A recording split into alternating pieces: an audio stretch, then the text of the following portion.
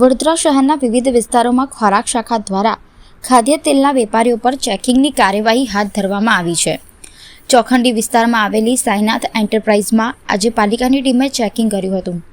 તહેવારો દરમિયાન ભેળસેળની વધતી જતી શંકાના આધારે પાલિકાની સંકલન બેઠકમાં સિનિયર ધારાસભ્ય યોગેશ પટેલ રજૂઆત કરતા આ કાર્યવાહી વધુ કડક બનાવવા સૂચના આપવામાં આવી હતી. તેઓએ ફરિયાદ કરી હતી કે વારંવાર એક જ વેપારી દ્વારા ભેળસેળ થતી હોવા છતાં કડક પગલાં લેવાતા નથી. ચેકિંગ દરમિયાન છૂટક તેલનું વેચાણ થતાં જોવા મળ્યું કે જોકે વેપારી પાસે સેન્ટ્રલ લાયસન્સ હોવાથી સેમ્પલ લેવામાં આવ્યું નહીં. અધિકારીઓએ વેપારીઓને સૂચના આપી કે છૂટક તેલ વેચતી વખતે ગ્રાહકોને તેલનું કંપનીનું નામ અને પ્રકાર ચોક્કસ જણાવવામાં આવે. પાલિકા કમિશનરના સૂચન બાદ હવે ભેળસેળયુક્ત ખાદ્ય ચીજ વસ્તુઓ વેચતા વેપારીઓ સામે કડક કાર્યવાહી કરવા તત્પર બની છે. તહેવારોમાં લેવાયેલા નમૂનાઓની ચકાસણીનો રિપોર્ટ સામાન્ય રીતે 15 દિવસ બાદ મળે છે. જો નમૂનો અનસેફ અથવા સબ સ્ટાન્ડર્ડ મળે તો વેપારી સામે યોગ્ય કાર્યવાહી હાથ ધરવામાં આવે છે. જોકે તે દરમિયાન ગ્રાહક ચીજવસ્તુઓ આરોગી જતો હોય છે. તંત્ર દ્વારા ભેળસેળ કરી લોકોના સ્વાસ્થ્યને નુકસાન પહોંચાડનારા તત્વો સામે રેગ્યુલરી ધોરણે કામગીરી થાય તે જરૂરી છે.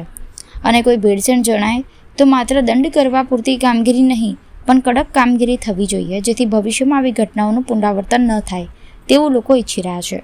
આજની કામગીરી સંદર્ભે અધિકારી દ્વારા માહિતી આપવામાં આવી હતી. ચોખંડી વિસ્તારમાં જે તેલના છૂટક વિક્રેતાઓ છે તેને ત્યાં ઇન્સ્પેક્શન અને સેમ્પલિંગની કામગીરી હાથ ધરવામાં આવેલી છે.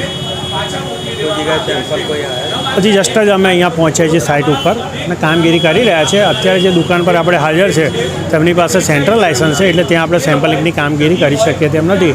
પણ તેમને જે જરૂરી સૂચના આપવી પડે તેમ છે કે ભાઈ તમે જે રિટેલમાં તેલ વેચો એ રિસાયકલ થયેલા ટીન હોવા ના જોઈએ, અને જે પણ તેલ વેચો તે તમારા નામ, બ્રાન્ડ નેમ સાથે અને જે પ્રકારનું તેલ છે તે સાથે વેચવું એની સૂચના આપેલી છે. હા, છૂટક વેચી રહ્યા છે. આ જે રીતે પેલા ડબ્બામાં છે તેમાં